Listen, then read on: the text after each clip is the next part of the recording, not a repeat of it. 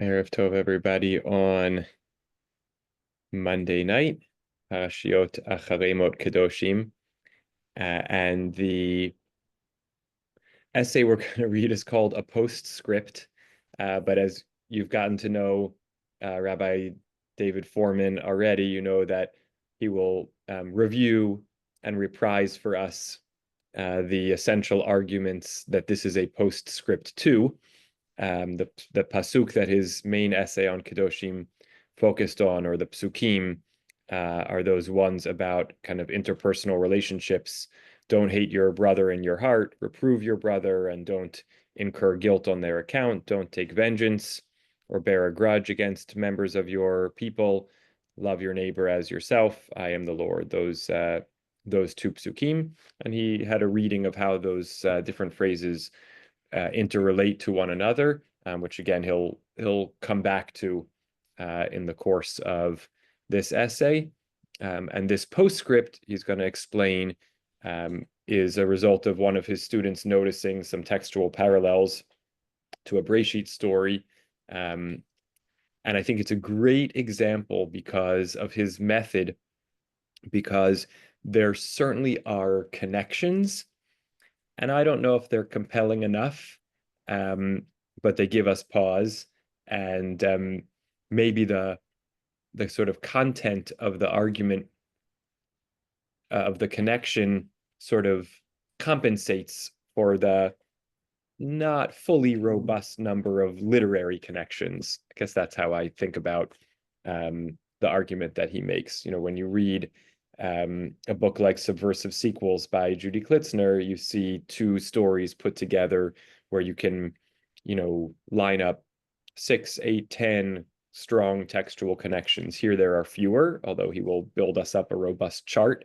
There are fewer, but the thematic content and connection feels so significant that it's hard to dismiss the potential connections. Again, that's how I've been thinking about it. But we'll all get to be the judge. It's another long one, but it reads pretty smoothly. So bear with me as I read through it, and look forward to your reactions and discussion. It's called A Postscript. And he says, truth to tell, I had originally intended to end this essay on Parshat Kedoshim right where you and I just left it, with the words above. Again, as a set of arguments about the interrelationship between a set of phrases that he's going to reprise for us. But in the weeks after I wrote this, I was chatting about these ideas with a lively group of students, and something emerged from that discussion I want to share with you, hence this postscript. It all began when one of the students, Abi Shinar, noticed something rather intriguing, an apparent correlation between the ideas we'd been talking about in Parshat Kedoshim and a story that happened way back in the book of Genesis. Somehow, all the ideas we had been talking about in Parshat Kedoshim, don't hate your brother in your heart, reprove him, don't take revenge or bear a grudge, love your neighbor as yourself, seemed to come to life in that earlier story. There they expressed themselves not as a series of laws, but as an actual human drama.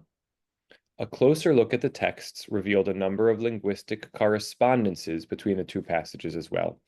I found myself wondering, are we, the readers of the Torah, meant to see these two texts as connected somehow? Could this earlier story in Genesis be some kind of precursor or template for the laws we've been looking at in Parshat Kedoshim? It would be really something if that were true. But was it true?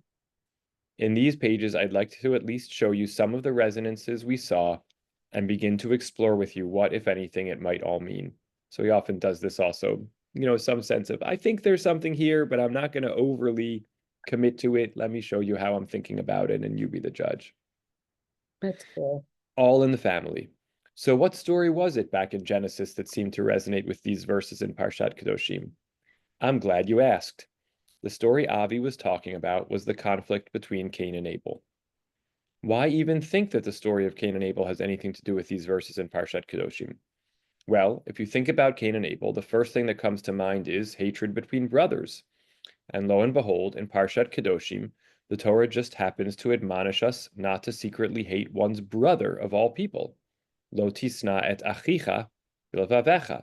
Do not hate your brother in your heart. Just to remind us that the psukim here we're talking about from Parshat Kedoshim, from the kind of beating heart of Vayikra, chapter 19, what the scholars, academics call the holiness code, which with a whole litany of kind of brief laws in chapter 19 includes Lo tisnat achicha bilvavecha, don't hate your kinsfolk in your heart, reprove your kin, hocheach tochiach et amitecha v'lo tisa alav chet, don't incur any guilt on their account. Again, this is what he discussed in the prior essay, which we're not seeing. Lo tikom v'lo titoret b'nei amecha, don't take vengeance or bear a grudge against members of your people. V'ahavta l'reacha kamocha, love your fellow as yourself. Ani Hashem. We already see a whole host of 4 different terms of relationship. Achicha, your brother. Amitecha, your kin. Translated Excuse me, here. Stephen, I have to interrupt because Lance. it doesn't say neighbor, it says Israelite, according to Sefaria. For which one? For several of them. The one you just read, the one about, look above there, do not profit by the blood of your fellow Israelite. Below, love your fellow Israelite as yourself. Doesn't say neighbor. Right. So the skip Hebrew that word. The Hebrew reacha does seem to be neighbor. Certainly the Hebrew doesn't say the word Israelite, and the JPS translation is putting Israelite in brackets because that's how it's understanding neighbor. Oh, We can come to that. Okay, I just wanted to mention that. Yes. Thank you. So again, we have a whole bunch of different terms and descriptors for the intersubjective relationship here, and the first one is achicha, which they translate as kinsfolk. In a most literal sense, means your brother, and don't hate your brother in your heart. Then is the first of those commands. Do those words perhaps allude to a moment in time, way back at the dawn of human history, when the terrible scourge of secret hatred got its start in human history? It calls it secret hatred because it says bilvavecha, somehow, internally, don't have an internal hatred, a secret hatred. Got its start in human history, specifically between brothers? Maybe. But one could, of course, object. That's not really how you and I are used to seeing the Cain and Abel story, is it? After all, while Cain might have hated Abel, he did end up killing him, remember? It doesn't at first blush seem like he hated him secretly. He did, after all, strike his brother dead. What's secret about all that? But if we look at the story a little more carefully, review its steps in slow motion, as it were, we will actually find an element of secret hatred there too. There, after all. Moreover, once we see this, we will notice something else too. Murder wasn't a foregone conclusion in the Cain and Abel confrontation. The text actually seems to go out of its way to suggest how and why another possible ending should have, and very nearly almost did, come about. So let's go back to the Cain and Abel story and refresh our memory about how this conflict between brothers played itself out. Cain is angry, but at whom? The outline of the story itself is familiar to us. Cain and Abel both bring offerings to God. While God turns towards Abel's offering with favor, the Almighty is, for some reason, or we could equally say for no reason, meaning the point is that the text of the Torah never tells us why, the Almighty is displeased with Cain's. At this, Cain responds with fury. Vayichar l'Kain ma'od vayiplu panav. Cain was very angry, and his face fell. That Cain is motivated by anger at this moment is explicit in the text, but it is not entirely clear toward whom exactly that anger is directed. Two possible targets suggest themselves. On the one hand, Cain might be angry at his brother. What was Abel doing outshining me before God? Alternatively, it might be the Almighty God's self that Cain is angry at. Why, God, did you not accept my offering? Evidently, Cain decided it was Hevel, that he is angry at, for he strikes him and ends up killing him. But one wonders why.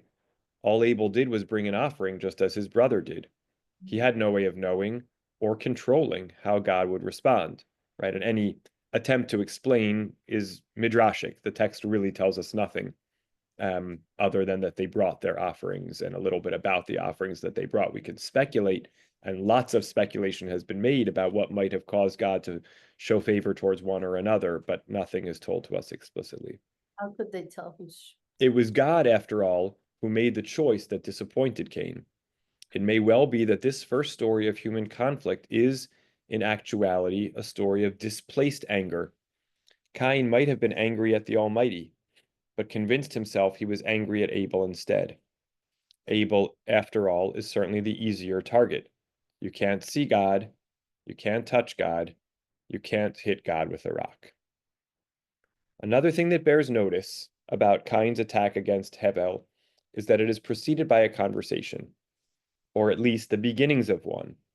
For just before Cain strikes Abel, he seems to invite his brother into the fields for a little chat.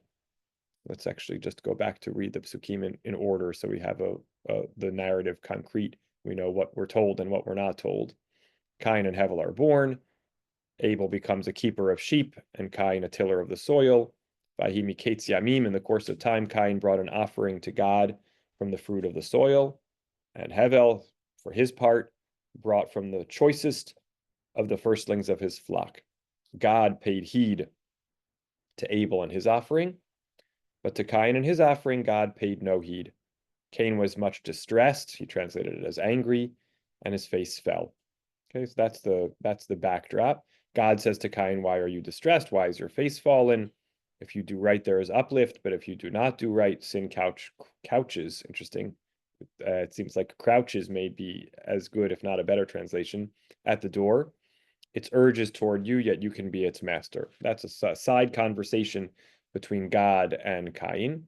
Then we return to the interaction between Cain and Hevel. Cain said to his brother Abel, ... Vayomer Cain el Hevel achiv. And when they were in the field, Cain set upon his brother Abel and killed him. Okay, so that's the flow of the narrative in order. So before Cain strikes Abel, he seems to invite his brother into the fields for a little chat. Cain said to Abel, his brother. It is a strange kind of phrase, this, and Cain said to Abel, his brother. You would expect the next words to be what Cain actually says to Abel, but we never hear about that. And in the footnote, he says, here I am looking directly at the words of the Torah. We do not see that Cain said anything. However, Midrashim abound, offering different versions of what this conversation was about. That's true, but in the plain sense of the text, all we have is this elliptical phrase. It's almost like he said nothing. Instead, the verse gives us this brute fact. And Cain got up against his brother Abel and killed him. The sense of the text, I think this is, of course, a very good reading. The sense of the text is that there was a kind of interrupted conversation here. Cain was about to say something to Abel, but then at the last minute, he didn't.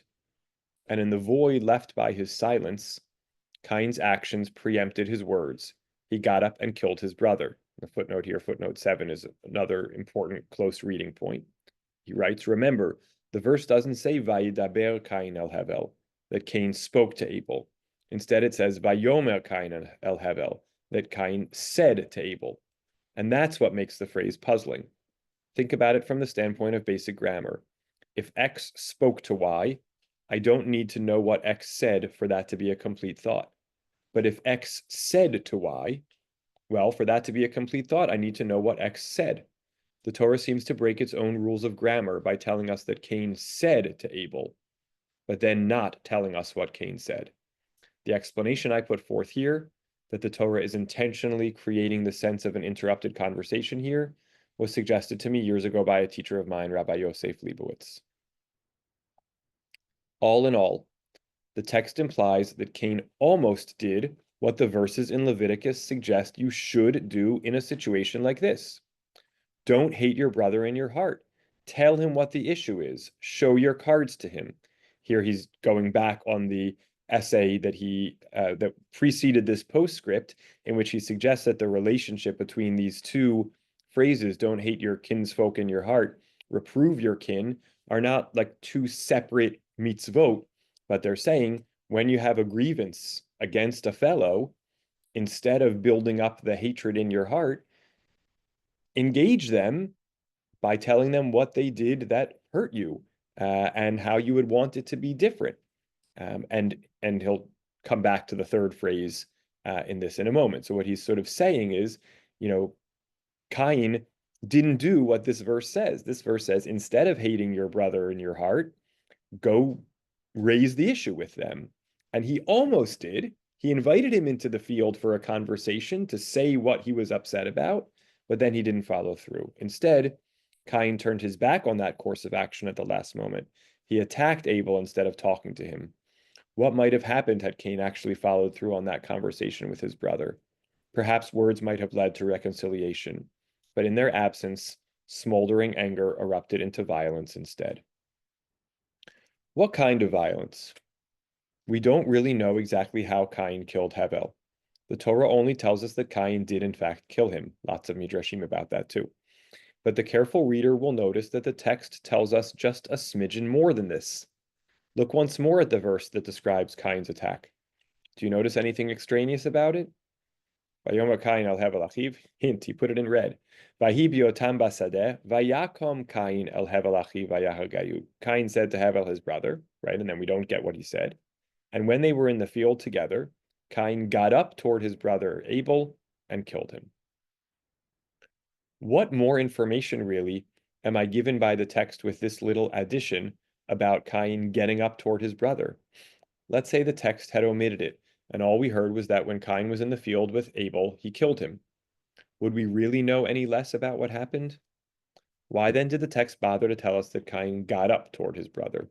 It seems just a little thing, and had there been nothing else unusual about that phrase, Vayakom Cain, and Cain got up toward his brother, perhaps we would just shrug our shoulders and move on. This is his deliberate, slow build-up. But there is something else unusual about it. It turns out that this phrase has an echo. A word composed of these very same letters in the very same order appears once more in this very same story of Cain and Hevel. It happens just a few lines later. After Cain kills Hevel, God tells him that the earth will be cursed on his account and that he will be a wanderer, never able to settle down. Cain hears this and tells God that he fears that anyone who finds him will kill him. The Almighty responds to him with this reassurance. Lachein kol horeg Cain shivatayim yukam. Therefore, anyone who kills Cain will meet with sevenfold vengeance. There it is. The same three letters in the same order. Yukam, right? We had above va-yakam, and now we have yukam. Yukam. Same three letters in the same order, yukam. But this time the letters are vowelized so as to mean something else, vengeance. And he explains in the footnote different roots, but the same series of three letters. God tells Cain that should anyone kill him for his actions, Cain's death will be severely avenged. Could this resonance with the earlier Yakam be mere coincidence? Possibly. But if we widen our field of view a little bit, we will notice that it isn't just the one word, Yukam, that connects Genesis 4:8 to 4:15. More elements of the two verses also echo one another. Vayakom Cain el Hevel achiv vayahargayu. He got up, Cain did, against his brother Abel and killed him. Lachein kol horeg Cain shivatayim yukam. Therefore, anyone who kills Cain, so we have Cain killed after getting up, and then we have one who would kill Cain, will be met with the sevenfold vengeance, which is the same letters as killed him. Somehow, what is happening in the later verse seems to have had its antecedent in the earlier verse. When God spoke to Cain about his death being avenged should anyone kill him, it sounds like the template for that somehow was Cain getting up and killing his brother, almost as if the former use of the term yukam, now he's getting a little homiletical, didn't just mean getting up, but is meant to suggest overtones of vengeance as well, meaning now we're going to read back from Genesis 4:15 where yukam means avenge and say, well, if this one in 4:8 vayakom is a little superfluous, maybe we're supposed to load it with the meaning of vengeance also, that there was somehow a vengeance in the killing. In other words, in adding these seemingly superfluous words that Cain got up toward his brother and killed him, the text is telling us not so much how Cain attacked Abel, but why he did so. We are hearing something important about Cain's motive. Why did he strike his brother? The answer is, it had to do with vengeance. So much so that later, when God promises vengeance for Cain's killer, God appears to refer back to Cain's own act, as if to say, Cain, you should know something about killing and vengeance. Isn't that, after all, what you once did? But if the Torah is, in fact, hinting to us that when Cain got up and killed Abel, what pushed him to act was a desire for revenge, we could be excused for asking, revenge for what? What, after all, did Abel really do to Cain that might warrant vengeance? Sure, I can understand why Cain might resent Abel. Cain might say that Abel copied his idea of bringing an offering to God and then one-upped him by bringing a more pleasing offering. But still, at the end of the day, vengeance seems a little out of place here. After all, it was God, not Abel, who turned away from Cain's offering. That was God's choice, not Abel's. All of which brings us back to the question I raised earlier. Who really is Cain angry at here? It would seem like the more appropriate target of his anger is his Father in heaven. God, why accept his offering and not mine? I'm your creature too. Do you love him more than you love me? Let's add all this up then. The text suggests that Cain's actions were fueled by a desire for revenge, and yet this desire for revenge seems oddly misplaced. Cain's anger might have been more logically directed against God, and that, it seems to me, injects a note of tragedy in the story. It makes Abel's death seem senseless. It's as if Cain worked himself up against the wrong target, blindly vowing vengeance against someone who never seemingly acted with malice in the first place. Which, it seems to me, brings us right back to the Torah's commands in Parshat Kedoshim. Lo tikom, don't take revenge, or nurse a grudge against your countrymen. Love your neighbor as yourself. Cain got up, and now he adds the brackets in revenge based on the verse a few verses later in Genesis chapter 4, got up in revenge against his brother Abel and killed him. We suggested earlier that the whole point, really, now he's going to give us the essential summary of his essay that precedes this one. We suggested earlier that the whole point, really, of the Torah's demand that we reprove those we think we hate, show your cards rather than hate in your heart, was to prevent a tragedy of this very sort from occurring. In requiring us to talk to those we think offended us, to show our cards to them and tell them why we are upset, the Torah is in effect creating a powerful check on unnecessary or even unwarranted anger. If I'm not allowed to pretend we are buddies when I really hate you, if I have to actually talk with you about why I am upset, rather than harbor anger in my heart, all sorts of possibilities emerge. You can apologize or explain. Or, in trying to think over what I'm going to say when I confront you and have our little talk, I might well come to realize that my grounds for hating you are illusory. I may come to understand that you are not the one I'm really angry at. One way or another, the Torah's imperative to show my cards defuses the all-too-human, adrenaline-fueled rush to revenge. If indeed the case of Cain somehow prefigures these laws in Parshat Kedoshim, it may well be that those very laws are intended by the Torah to point us toward fixing what went wrong in that first primal story, so that we don't make the same mistakes Cain did. The unfinished conversation between Cain and Abel is perhaps meant to make us ponder. If Cain had actually followed through on talking to Abel, would he still have been convinced that he needed to take vengeance against him? Or once his cards were truly on the table, perhaps it would have become clear to Cain that, embarrassingly enough, the one you think you want to kill is not actually the one who hurt you after all. If Cain ever comes to realize this truth, it comes too late. After killing his brother by his own hand with the benefit of hindsight, Cain feels utterly unable to bear the burden of his impetuous act. Vayomer Cain el Hashem, Gadol avoni minaso. Cain said to God, my sin is greater than I can bear.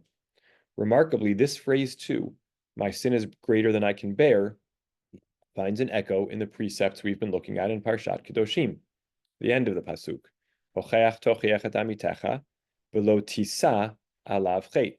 Don't bear his sin upon you. And Vayomer Cain el Hashem, Gadol avoni minaso. My sin is greater than I can bear. Same shoresh, just different conjugations here.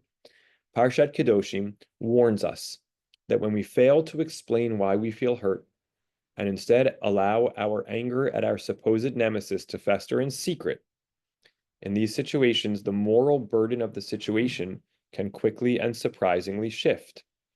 It might seem as if the guilty party is the one who offended you, But if you keep your hatred locked in your own heart and don't reveal to the other why you think they've hurt you, you might find yourself bearing the moral burden of the conflict instead of your supposed nemesis. That shift will invariably feel surprising, given that in the beginning, thoughts of vengeance are usually motivated by righteous indignation. The indignant one always thinks they are in the right, but they may well be wrong about that if they fail to closely examine their assumptions. Indeed, they are certainly wrong about it if they fail to speak up, make their case for real, and give the other a chance to explain or apologize. The bottom line is this: by not having that difficult conversation with your nemesis, you are laying the groundwork for the conflict between you two to spiral out of control in cycles of needless and avoidable vengeance and counter-vengeance. And when those spirals escalate to an ultimate point, as they did with Cain, the newfound burden of wrongdoing can seem unbearable indeed. And Cain said to God, "My sin is greater than I can bear." A cautionary tale. Viewed through the prism of Parshat Kedoshim, the story of Cain and Abel stands revealed as a cautionary tale. It demonstrates exactly what not to do when you find yourself suddenly stirred by righteous anger and thoughts of vengeance. Don't let the temptation of secret hatred lay its insidious trap. Don't keep anger sequestered in your heart, safely away from the light of day. Don't short-circuit your attempt to speak to the one who you think hurt you. Showing your cards to your adversary might seem hard to do, but do it anyway. For if you can muster the courage, strength, and sensitivity to talk constructively about what's on your mind, you may find to your surprise that your brother has not earned your vengeance after all. Moreover, you might just find that the brother you were tempted to hate forever secretly is someone who, going forward, you can actually count as a friend. For indeed, recall how those precepts in Parshat Kedoshim end, not with hate, but with love. V'ahavta l'reacha kamocha. Right, so now he's sort of suggesting the ultimate end to that series is don't hate your brother in your heart. Show your cards, then you will avoid the unintended consequence of kind of bearing the weight on you of the relationship and actually carrying the moral burden. Don't, carry that grudge around with you. And then almost rather than seeing it as a final injunction, it's almost the natural consequence. Then you will be able, or you will have set up the conditions that enable loving your neighbor as yourself. If we're right about the Cain and Abel story being a kind of antecedent for the laws we've been looking at in Parshat Kedoshim, and if we're right that the reader of the Cain and Abel narrative is meant to perceive how excruciatingly close the story came to a radically different and much happier ending, we might gain a somewhat new perspective on those famous immortal words of Rabbi Akiva about Parshat Kedoshim's dictum that one should love your neighbor as yourself, about which Rabbi Akiva says, "Ze klal gadol baTorah." This is the central tenet of the Torah. Where did Rabbi Akiva get that contention from? What made him so deeply convinced that this, of all things, was the most basic principle in the Torah? It may well be that Rabbi Akiva had an obvious source for that conviction of his. What story did the Torah choose to tell as it began to recount human history for its readers? Mankind leaves paradise, and then a primal conflict between brothers ensues. And what was that conflict meant to illustrate? It illustrates how a single conversation between brothers, or the lack of one, can be a kind of knife's edge on which the destiny of brothers can turn. Had Cain been able to muster the courage and sensitivity to constructively broach, constructively is a key term here, to constructively broach with his brother his feelings of anger and intense disappointment, had he taken that path instead of the path of silence followed by vengeance, the tale of Cain and Abel would have stood for time immemorial as a living example of how a relationship could come back from the brink. Their drama would have embodied Parshat Kedoshim's insistence that hatred can be surmounted, that the impetus to revenge can be conquered, and that brotherly love can be renewed, even when their relationship has been marred by rage. Alas, this first story of human conflict ended differently. But even so, Rabbi Akiva would argue, its primacy as the first story of the Torah, well, it's really the first story, but okay, its primacy as the first story of the Torah is not diminished. It stands eternally in the Torah as a living testament of what not to do when the possibility of secret hatred beckons to us. And that is what the precepts we've been studying in Parshat Kedoshim codify. They are the most basic tenets of the Torah, emerging from the most basic story that human history begins with. The impetus to hate secretly must be conquered. Anger and disappointment must see the light of day. And if we learn those very hard lessons, our closest relationships, even when beset by crisis, can live to see another day. And he then puts side by side for us the two stories, with the command to rebuke and not bear a grudge, with the Cain speaking, then the revenge language. There's a few other bolded lines here. That takes us almost to the end. And then he summarizes. Cain relates to Hebel. Cain becomes enraged. In parallel, don't hate your brother in your heart. Cain invites Hebel to a conversation, but it's short-circuited. He never says anything to him. In response, the Torah says, reprove your kinsman, tell him your concerns. Cain gets up, vayakom, related to yukam or lo tikom, gets up towards his brother seeking revenge against him, against which the Torah says, lo tikom, don't take revenge. Then he develops a little further. Cain protests that he is not his brother's keeper, which we'll look at that footnote in a moment. And the Torah says, don't keep a grudge. And then finally, Cain says to God, my sin is greater than I can bear. And going up a little bit in the story, in the laws, don't bear his sin upon yourself. Now he's added one parallel that we didn't get a chance to see, that he didn't include in the essay, which is Cain protests that he's not his brother's keeper and don't keep a grudge. And he explains that here in the final footnote. The connection here between am I my brother's keeper, hashomer achi anochi, and don't keep a grudge, lo titol. The connection here is based on the Hebrew root for keep, shin mem resh, am I my brother's keeper, hashomer achi anochi, which appears both in Cain's protest that he is not his brother's keeper, and in Parshat Kedoshim's insistence that one should not keep or nurse a grudge. Again, in Parshat Kedoshim, it's not shin mem resh, but it's the same semantic family of verbs. Lo titol, don't guard it or keep it inside of you, this grudge. The correspondence between the two passages is particularly intriguing, I think, for there's something about Cain's dismissive stance, his sarcastic retort to God that he isn't responsible for the safety of his brother, that deeply resonates with the passive-aggressive stance toward rage that fuels a grudge. Parshat Kedoshim tells us that we must not guard or keep a grudge. And one might think that Cain, after he killed his brother, has finally settled the score with him and is no longer in a position to be keeping grudges. But in a way, it's not true. Although Cain has already killed Hebel, he still acts with passive-aggressive spite toward him, tauntingly suggesting that he is not his brother's guard or keeper. Cain's protestations deceptively minimize his own guilt. He killed his brother, and yet he is pretending he didn't do more than fail to guard him. But even more insidiously, Cain is suggesting that he didn't act with malice, only with justified apathy.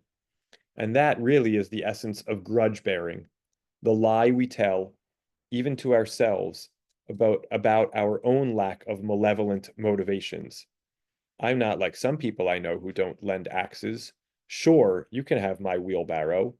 That's a reference to when Rashi talks about in our Parsha, the difference between lo tikom, don't take revenge, and lo titol, don't keep a grudge. Rashi gives these examples based on, I'm sure, a Midrash Halacha that comes before, that, don't take revenge is if someone refuses to lend you their thing, and now they come to you and ask if they can borrow yours. to say, no, you can't borrow it because you didn't lend me yours, is lo tikom. That's don't take revenge. But lo titol, don't keep a grudge, is if someone doesn't lend you their thing, then comes to ask you if they can borrow yours, and you sort of say, sure, because I'm not like you, I do the right thing, unlike you, that's bearing a grudge. It's you actually gave the object that they asked for, but you did it in this passive aggressive way. And so that's what he's referring to in the end when he says the essence of grudge bearing is the lie we tell to ourselves about our lack of malevolent motivations. I'm not like some people I know who don't lend axes. Sure, you can have my wheelbarrow, which is its own toxic kind of response. So again, as I said at the outset, I think that there's certainly something to the textual connections here. It's a case that he builds by pulling different pieces together, and it's not as sort of straightforward. I don't think if I'm not sure that if you looked at the Psukim and Kedoshim and said, what obvious story in Breshit, bears strong literary parallels to this, you would necessarily come up with this, maybe as evidenced by the fact that he did not have it himself, but a student, afterwards in discussing noticed these little bits, and then the case developed from there. But once it's built, I think as you read it forward, there definitely does seem to be a convincing case that there's a connection between the stories, and that there's a lot to kind of commend the relationship between the two, which I think what he's arguing in a sense is they shed light on each other. The story sheds light on the way of reading the laws, that they're really about, not bearing hatred in your heart, but opening up the conversation, and the laws then shed light back on the story in the sense of really that close reading of the conversation that never happened, and then the weight that Cain feels on himself, and what follows from there. So I found it to be, again, an enriching and thought-provoking, and a good example of not extensively literarily grounded, but enough to see a connection, and the lessons from the connection, I think, speak for themselves. Happy to take questions, comments, reactions. Yeah, Joan and Moshe, please. Couldn't he have done, more examples like from, Isaac and Yaakov, the brother and the 12, Joseph and his brothers, David, and couldn't he also brought like, the destruction of the temple, that it was like unbridled, I think, hatreds. I forgot the Hebrew terms. Yes, for sure. No doubt that there is no shortage in the Bible of stories that could serve as precursors. I think what speaks to him, and again, I haven't checked the literary connections, I think what speaks to him are the fact that there are these 2-3 points when one looks at the tight two psukim in our Parsha, in Vayikra chapter 19, that one can find them sprinkled throughout that story in Breshit. I'm not sure if there does exist a collection like that in any of the other stories you mentioned, combined with, I think, for him, the fact, and again, it's a little bit of sleight of hand, it seems to me, when he says the first story in the Torah. It's not the first story in the Torah. Things happened in the first, couple of chapters, the first 3 chapters of Breshit, the first story between brothers, and that's significant as a model. But I think the idea that it goes so far back to the beginning speaks to him. Again, not that we haven't had antecedents from him already in later stories, but I think the fact that it goes back to the beginning in particular speaks to him. But I think you're right. There certainly are lots of other models we could look to. Okay, I love that we've got a lot of hands. Let's go. Bracha, Dara, Tova, and then Lance. Go ahead, Bracha. I guess I'm still stuck in my feeling about Cain, which I expressed a while back. And the question that it's raising for me, whether this question of, was he deflecting anger at possibly God to anger at his brother? I'm wondering if maybe what he was deflecting was anger towards himself. That maybe that was something he was having trouble facing, and only in his conversation with God was he able to get a handle on it and suddenly understand something that he didn't understand before. I don't see it as a sarcastic comment. I see it as a revelation kind of comment. Am I my brother's keeper? Like there weren't brothers before this. There was no training as to how to act towards a brother, most likely, I'm guessing. You know, and I'm guessing that he didn't have specific intention to kill him. Otherwise, it would have just said, and he killed him, but it's first said Vayakam. So it didn't happen instantly like it would if you're in a rage towards someone. So those are the questions I'm raising. Great, all good questions, and a substantively different read, a more charitable read, and one that I think has plenty to commend it. And so we have to hold it alongside his reading as a different, a different way of thinking about Cain's response. And I think it's absolutely plausible. Thank you. Dara? I wanted to say, first of all, that these last several weeks, I'm really enjoying these essays. So really good choice on that. And I appreciate how he gives credit to his students also in coming up with the idea. One of the things that I was thinking of in that what do you call it, what you called it, an interrupted conversation where we're actually not told the content or if it indeed it happened. So in contrasting the vayomer and like the verbs vayomer and vayedaber, and Adafka uses vayomer, and I remember learning that vayomer is a much softer type of speech than vayedaber, which is more strong and firm. Yeah. So that, yeah. I mean, I don't know what to necessarily to do with that. Yes. But it's like once you make that contrast, like it really just came to me here. And the next thing he's like Vayomer, but then the next thing is he killed him. Mm-hmm. Yes, I absolutely.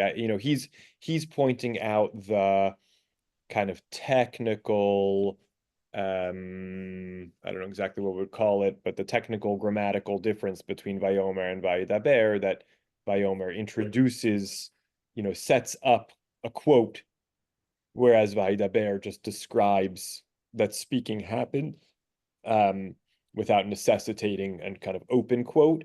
You're pointing out a different dimension of the difference between Vayomer and Vayedaber, which I think I'm also familiar with, and Rashi certainly quotes it. It's certainly grounded, certainly Midrashim quoted, it's certainly grounded in comparing, the uses of the verbs in different places to come up with an idea that Aleph Mem Resh denotes often gentler speech and Daled Bet Resh harsher speech. So I don't know what he would have to say about that. Obviously, he was aware of it and he chose not to introduce that difference. I think probably because it served his reading less well, because as you said, because it's a good question. If we wanted to incorporate that reading, I guess we could only say, it sharpens the kind of the quick downfall that he had some inclination to approach gently, and then it fell apart and it went in the other direction. But I think it's a really interesting added dimension to thinking about the interpretation. So thank you. Yeah, Tova Teddy, please. Yes. Well, I'm just going to go in a different direction and say that I teach leadership and management, and I teach a module on conflict. And the book that I use is Crucial Conversations, Tools for Talking When the Stakes Are High. So it's interesting, by Grenny and Patterson. What's interesting is that everything's in the Torah. Yeah. I think they got this from the Torah. Okay.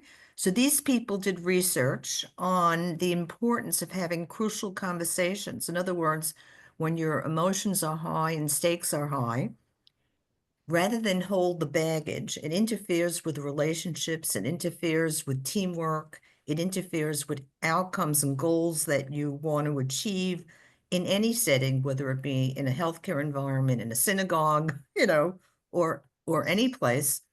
And it's just amazing. Everything that you were saying is in this book, okay?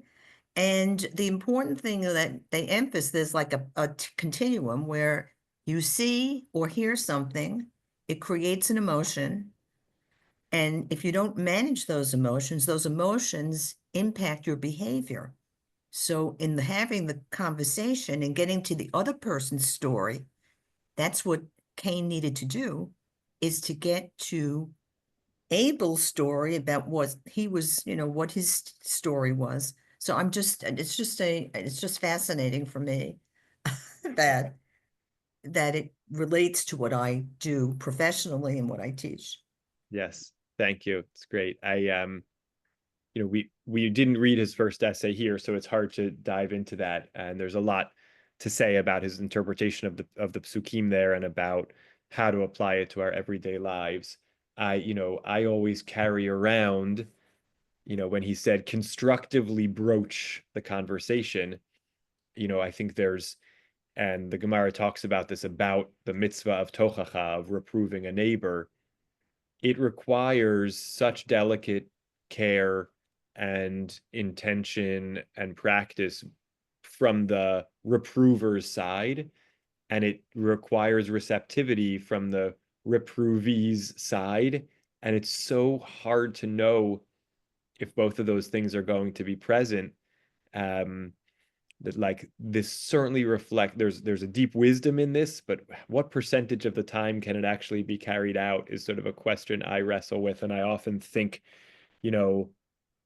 if I can find a way to offload, maybe that's not exactly the right term, to process through the negative feelings in a safe alternative environment,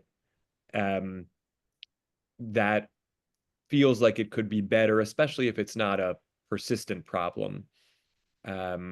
Because I'm skeptical whether I'll be able to deliver the putting my cards on the table in a constructive way, and whether the person on the other end will be able to receive them, even just based on my own experience of how hard I find it to be to receive feedback. And so, like, I read this and I say, like, yes, there's so much deep wisdom here, and also what percentage of the time can it actually be carried out effectively? That's a different conversation, but I wanted to note it when we think about, like, not just reading this as a compelling reading of a story and a set of laws, but as actual wisdom for our lives.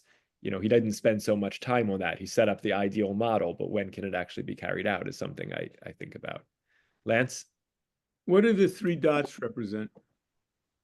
Which 3 dots? The 3 dots in 4:8, chapter 4, Yes. verse 8. What do they represent? They represent the fact that when you read it, seems to be something missing. Right, let me just share it on my screen again. Right.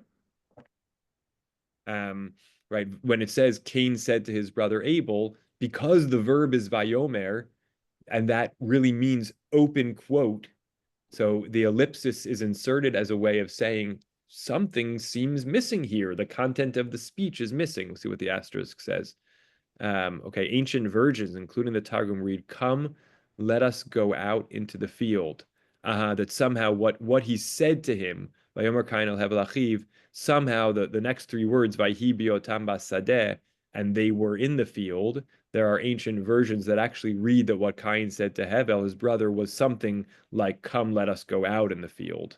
That's interesting. So we have a different, an ancient version that addresses this seeming gap. And of course, the Midrashim also address the gap by creating all kinds of conversations of what they were actually talking about. But our version, as the Hebrew is presented here, undeniably seems to have this lacuna, or this kind of sense of something missing. Well, I can give you that ancient text. Great. Ancient text comes from the Samaritan Torah. Why am I not surprised, Lance? Let's go. Well, it's not the only place. I think there are several, like the Septuagint, other places. But it says, let's go to the field. And that line is interpreted as meaning that Cain lured Abel into the field. And what that begins to say, and by the way, the Quran has a very, very clear-cut negative view of Cain. And as I was listening to this, I thought to myself, I don't accept anything Cain says. He's lying all the way through, as far as I can see. He's committed first-degree murder. And I think that according to the Torah, another point, the people around Abel have every right in the world to kill Cain. And God has no right to stop that. Because there are two gods here. One God is diplomacy. The other God is force.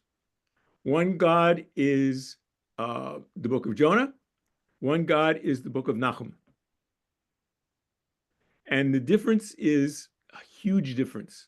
Because for me, and I just really realized this as I was reading this tonight, for me, Cain is Hamas.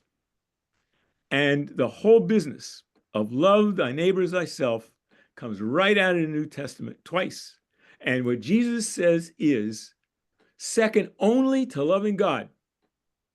Thou shalt love thy God with all thy heart, with all thy soul, and with all thy mind in Christianity. And number two is love thy neighbor as thyself. It's Christian.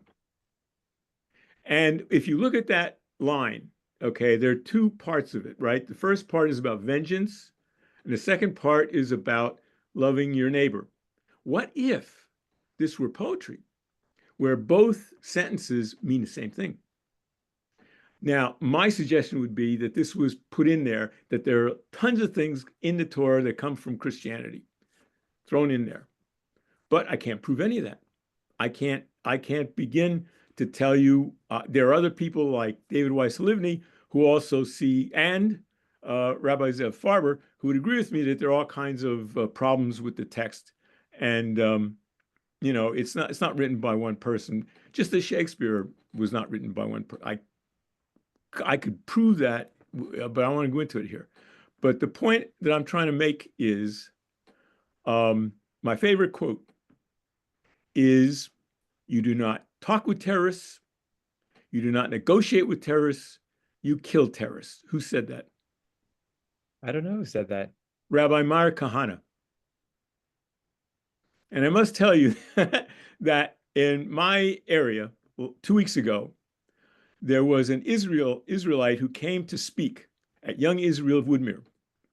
And at Young Israel of Woodmere, they canceled this person's appearance. Why? It was Ben Gvir. They were scared to death that there was going to be some kind of violence. And of course, Ben Gvir is someone who is hated, along with Meir Kahana, extremist, all this stuff. But the problem that I have is, given someone like a Cain who intentionally lures a victim and kills him and tries to hide it, tries to camouflage it, and tries to lie his way out of everything, as I think is happening since October 7th, and people believe the lies and all that stuff. It just bothers me. I mean, I guess this is my prejudice, my bias, if you will. And I just think that this rabbi has a left-wing position. I don't know anything about him. Do you know him? I don't know him personally.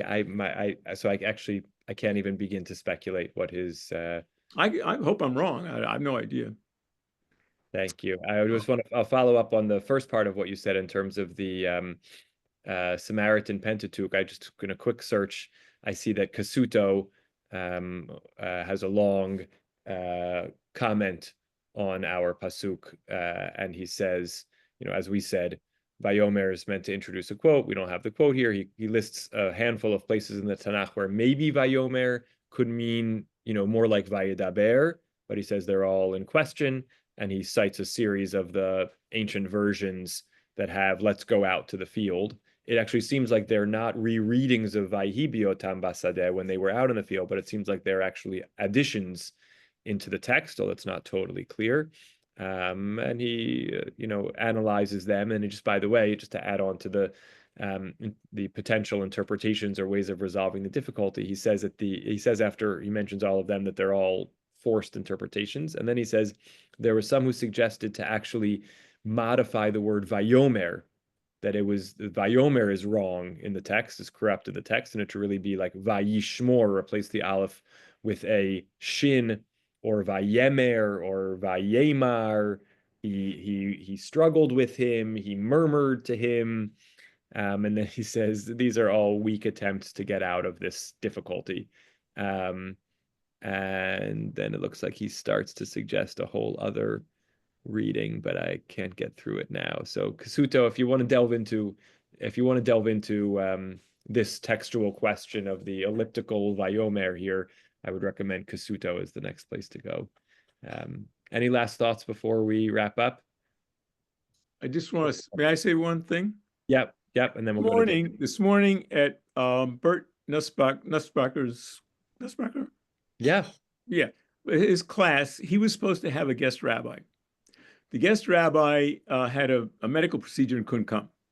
So Bert found, there's a book by Shai Held, I'm sure you know about it, where Shai is trying to say that Judaism is love and to combat the idea that Christianity has a lock on that. So he picked an essay. And what was the essay about? Love thy neighbor as thyself. Now, what are the odds of that one? Because think of what had happened. You had to have the original speaker not coming, and then Bert had to find something where he's got this, he really likes this book. He's going to talk about the book. And now tonight, right, we read an essay in which the focal point at the end is love thy neighbor as thyself. Yes. See? Well, our reason for doing it is because it was the weekly Parsha. I don't know if that was Bert's reason for doing it or not, but I'm happy that they overlapped, and I want to take partial credit for Bert's interest in Rabbi Shai Held's book because we read it in our Rabbi's Book Club earlier this year. So we're coming to David L. for last thoughts. I hate to add fuel to Lance's fire.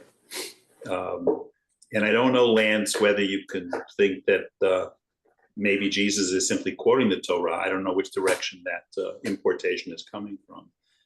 But the other case that I see here where somebody begins a conversation with Vayomer, as opposed to being in response to God, to initiative, is the Nachash.